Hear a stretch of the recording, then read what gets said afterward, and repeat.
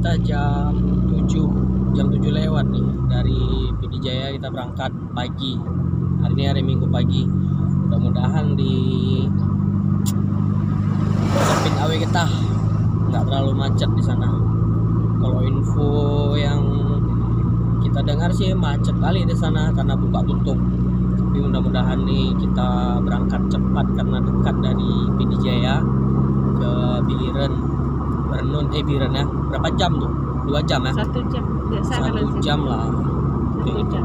Kalau kami di sini di sana 1 jam. Kita coba Karena kan pernah sampai di Jaya sama Fitri. ke Tamiang nih, ke Aceh Tamiang. Kita lihat keluarga saudara di sana kan berapa hari, nggak terlalu lama sih.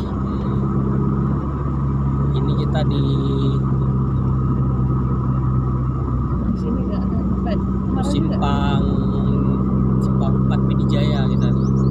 Katanya dekat Ade Merdu, katanya habis juga. Aduh, Habis, cuman jembatannya udah siap. Orang putus kan jembatan di Jepang 3 tuh. Kalau sebelah sana Jepang 4, kalau sebelah sini Jepang 3.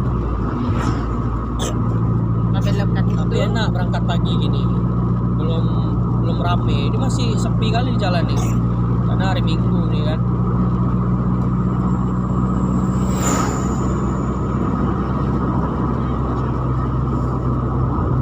Tapi itu ya. Tapi apa? Oh, sorry. Lupa. Lupa nggak tahu.